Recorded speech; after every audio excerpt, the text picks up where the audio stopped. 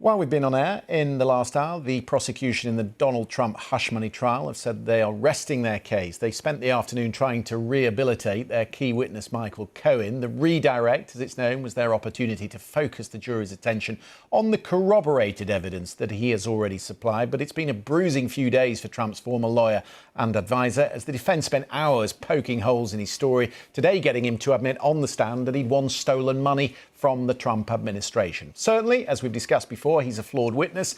But did he lie on Trump's behalf? Did Trump ask Cohen to pay Stormy Daniels for her silence? And did he disguise that payment? Trump didn't just lose his temper in court. He sent a message, a bold, reckless message that stunned everyone watching as he stood up without warning, turned his back on the judge, and walked straight out of the courtroom with his Secret Service agents scrambling to keep up.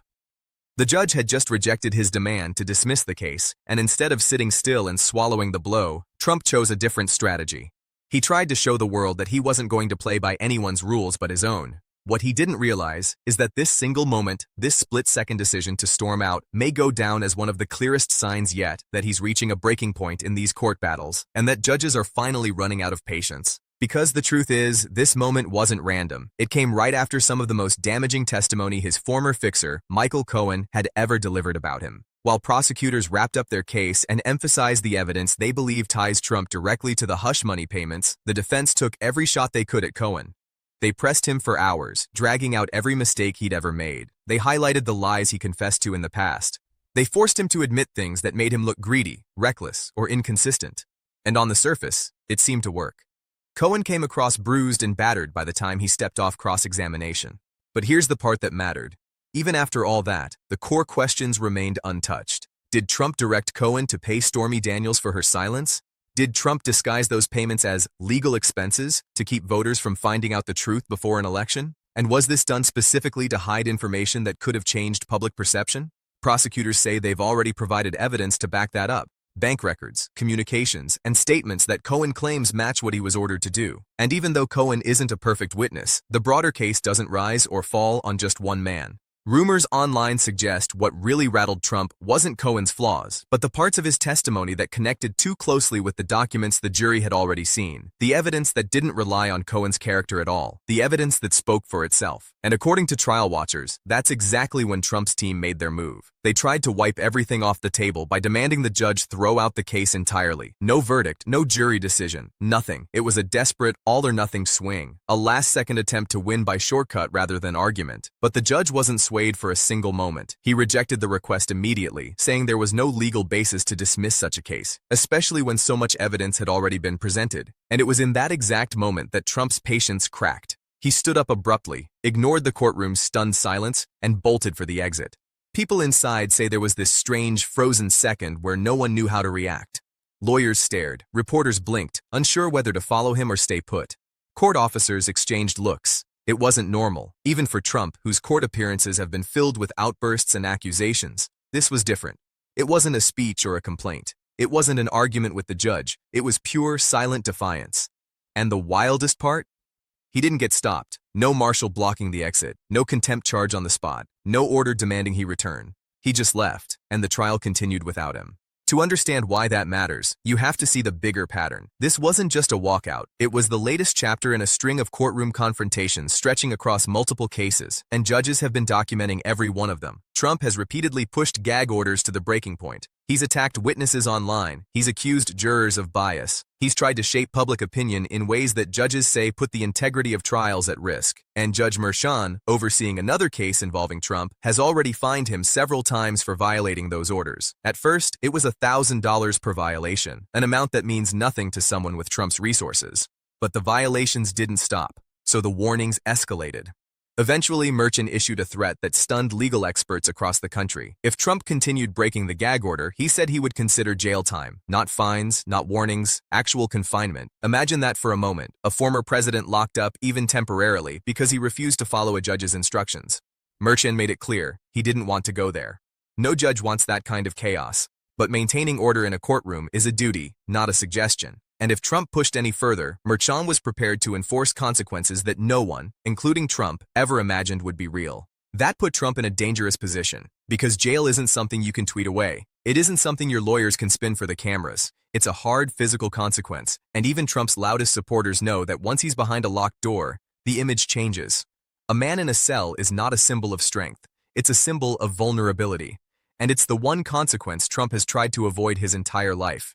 Still, even with that looming threat, he kept testing the limits, posting, attacking, pushing. His strategy became clear. Turn every confrontation with a judge into proof that the system is out to get him. Transform every rule he breaks into a political weapon. Rumors say some of his advisors believe the more he appears as a victim of the courts, the stronger his base becomes. The more he defies the system, the more his supporters feel they're defying it with him. It's a cycle he relies on.